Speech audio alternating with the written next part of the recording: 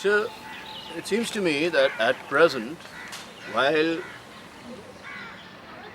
an unprecedented attack on the values which are not simply the monopoly of JNU but any kind of meaningful educational institution, but also a way of life of which JNU has been a part, is concerned, this is an unprecedented attack. There's no doubt about it. And all the institutional and other spaces which have been the spaces of students and teachers and everyone else, the karmcharis, for them to really feel as if it is their own space, is being now violated, and it's an attack which is a terribly violent attack at every level. Now, precisely because of this attack, also it is a test. It is a test for the courage and the wisdom, I would say, the intelligence of the people who are being attacked, and that intelligence is coming out in a completely equally unprecedented brilliance. So it is also a brilliant moment, according to me. This brilliant moment is a moment of autonomy. It's a moment of people who are actually moving at multiple levels and producing multiple centers of resistance. But the multiple centers are not merely random. They are very specific centers between which there is also coordination. So there is an organization, but this organization is a kind of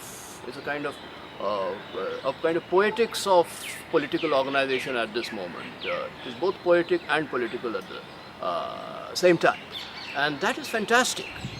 This is the overall point first, and the second point is that the immediate issue, which is the attack on the institutional structure by removing the deans and the head of the departments at the different centers, should not be taken in isolation.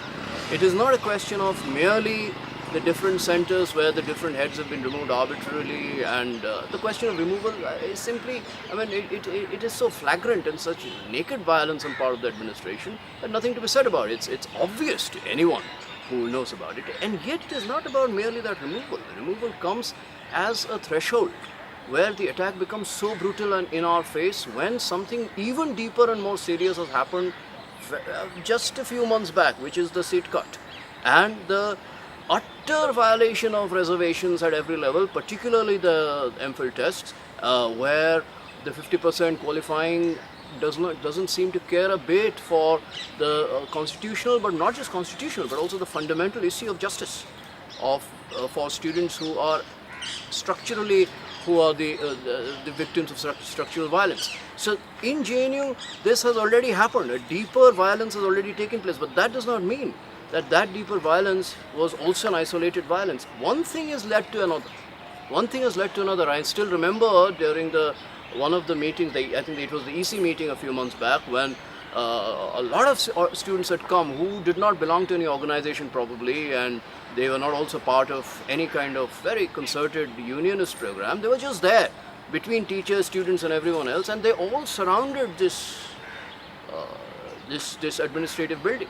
They surrounded it. So it was not as if this was something which was not happening. This kind of an upsurge, this kind of a spirit of resistance was already in evidence in a very clear way then. But of course, a lot of other problems happened, a lot of further attacks happened, and students also dispersed and teachers dispersed a bit.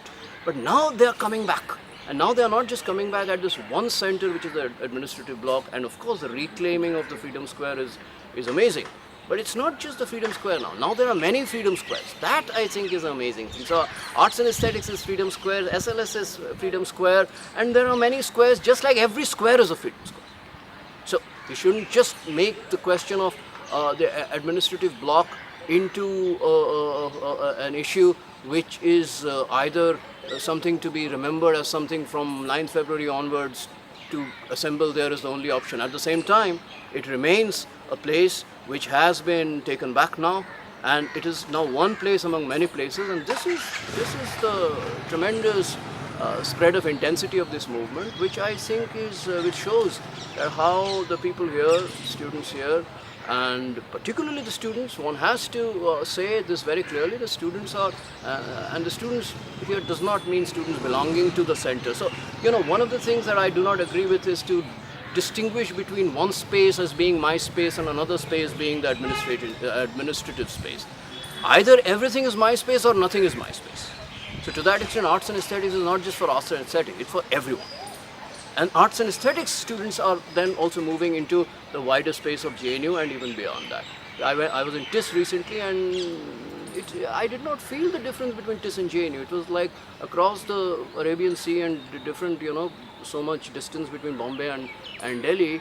It was as if a fundamental question of a kind of a thread running between the two, a thread of this resistance is very much alive. And the students there who are doing this fantastic strike, 28th day now, probably 29th, I don't know. They said that we are with you, and I said we need you. I mean, we really need your support.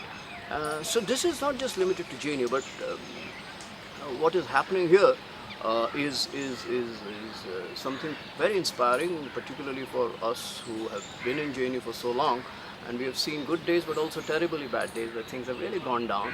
But nothing goes down forever, in the same way that nothing stays in its sort of glorious,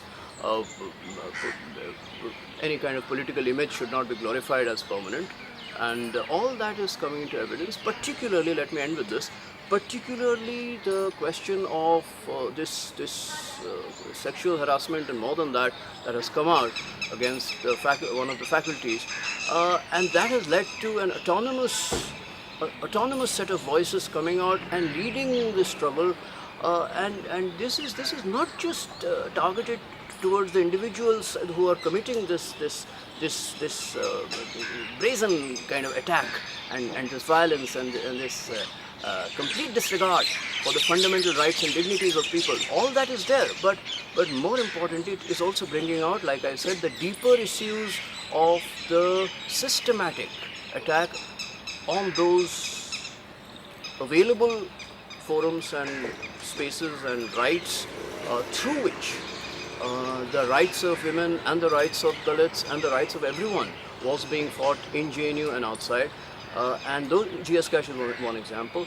Those institutions are being attacked, and now that this struggle has come out in the open, and with this kind of multiple centers of political energy being seen across the campus, all the issues in a sense are coming out in their deeper and real social connections. So one should not take the question of the dean's removal to be an isolated issue.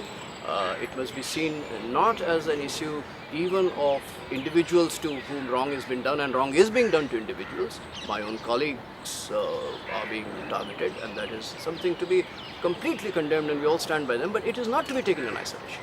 It's to be taken in its fundamental connection of those attack against on those very possibilities which are the well, you can call them constitutional or the available democratic political possibilities for which JNU has fought. But the interesting thing is, when those available forms are being depleted or being subverted, and illegally, and through all kinds of slimy, semi-legal or not even legal, but apparently through the law also being challenged, and all kinds of violations are taking place, and all of that, exactly at that moment, it seems to me that students and others are inventing new possibilities. So exactly when the available possibilities are being curbed, new possibilities are emerging, and this, no administration with all its cold-blooded bureaucratic and police machinery can ever counter. That I'm very clear about.